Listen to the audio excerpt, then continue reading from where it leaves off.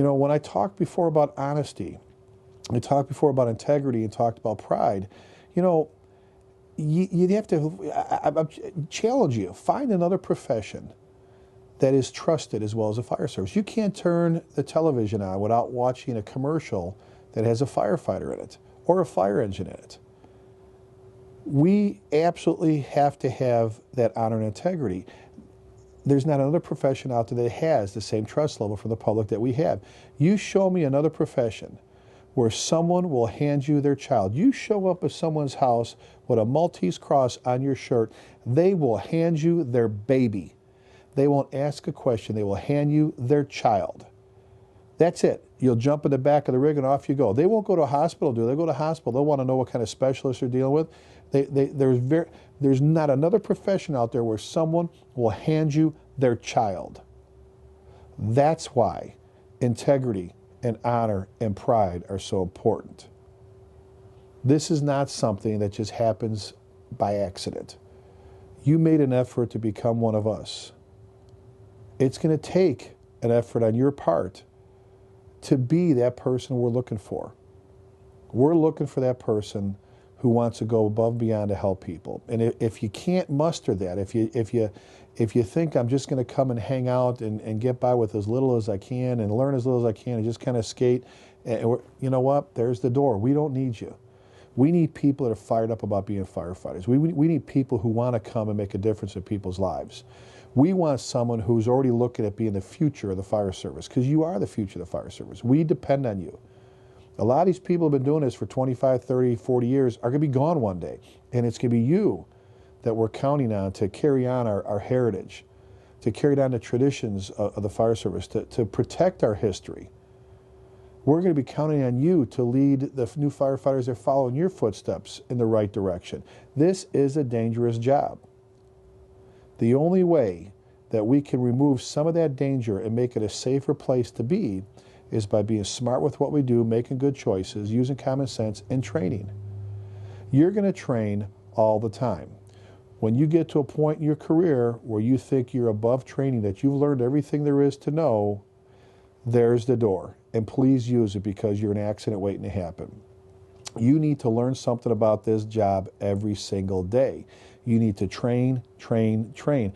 I don't care how boring. And you know, and it's not the flashy, sexy, new stuff that's out there that comes about every couple of years. It's throwing ladders. It's stretching hose lines. It's using your SCBA.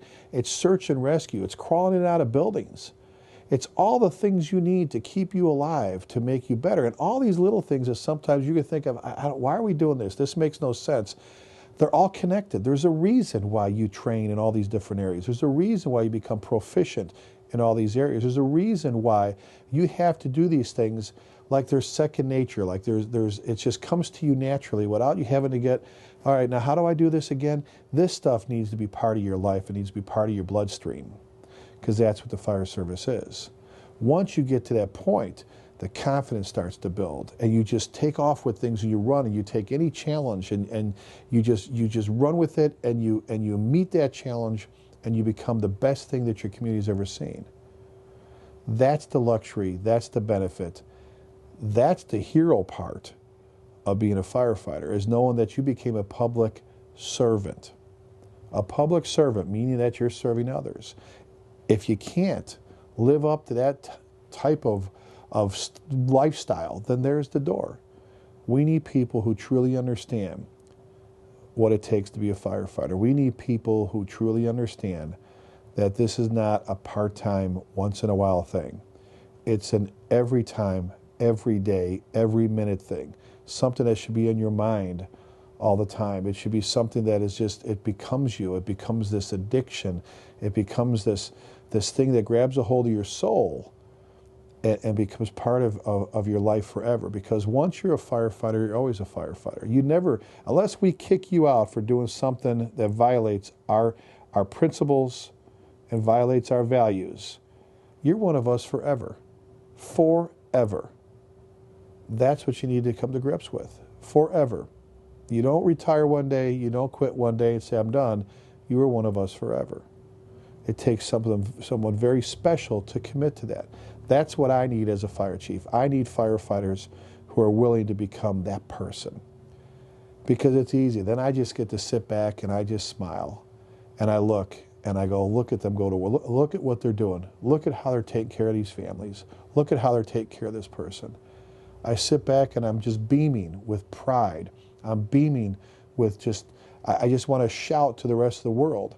You know, people often ask me, they'll come up and they'll say, you know, we want to bring something for your men and women that helped us. We want to do this, or we want to give them a citation or a commendation. And I tell people, if I had the ability to do something for the public, to give them a gift, if you will, not just the protection and the service, but a gift, I'd love to give them the gift of watching our guys and gals go to work. I'd love to give them the gift of standing next to me, watching our firefighters make somebody's bad time go away.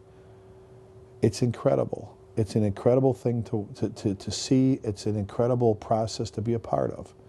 Those are the kind of people we're looking for. So this being your first day in the fire academy, you know, there's a couple things you can do that'll get you on the right track. One is you want to be the first in line, and you want to be the first to ask and volunteer for anything. I'd love to see you be the first one here and the last one to leave. That shows me something about you. I want to see you wearing your uniform the right way and taking care of your protective clothing the right way, your tools and equipment. See, that's more than just an image thing. That's a personality trait. That tells me a lot about you. How serious do you take this? How serious do I see? You're going to have fun. You're going to meet people that'll be your brothers or sisters for the rest of your life. But how serious do you take this? When I see your studies and your drilling and what you're doing out there and how hard you're hitting the books and how hard you're going out and doing the practicals and performing at the skill stations, that shows me something about you. And I can read and I can see and I can tell where you're going to go. I can see who the future leaders are, who the future fire chiefs and lieutenants and battalion chiefs and captains. It's amazing. The first couple of weeks of the academy, we can pick out these people that are going to be the future forerunners for us. It's easy to see it. You'll treat your instructors with respect. You'll treat your fellow students with respect. You'll appreciate those that come and visit. And probably one of the most important things I want you to get out of this is when you see a retired firefighter, I want you to show him or her the respect that they're due. I think it's a shame that a lot of our retired firefighters are treated like strangers when they come into the firehouse. If it wasn't for them, you wouldn't be here. I wouldn't be here. You know, they fought usually with worse equipment that you could imagine, and you know, all the budget cuts, all the things that we think we're going through now, they went through and probably worse. They deserve and they are owed the respect from each and every one of you. You know what? When you make it to your firehouse, when they walk in, make them sit down and have a cup of coffee. Make them sit down and join you for lunch. And yes, you'll have to listen to the same stories again. But that's called respect. And that's also called honor. These are just a few of the things that I need you to focus on. I'm excited for you. You have started into something here that is going to be so special for you. If you're willing to do all these different things we talked about, to live up to what it takes to be a firefighter, you're going to have the most incredible journey of your life. The most incredible journey. There are very few things in life that will repay you inside, in your heart, as much as being a firefighter. Are you willing to take that step? If not, there's the door. If you are, I promise you it'll be the best career choice you ever made in your life, and you will never look back. You will never look back and say, why did I do this? You'll only look forward and go, what's coming around the corner? This is the most exciting, even on your worst day in the fire service, is still better than so many other things that are going on in life. Your worst day in the fire service is still going to be an incredible day for you.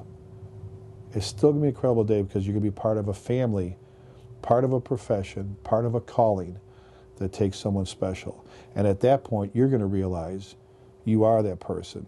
You are special.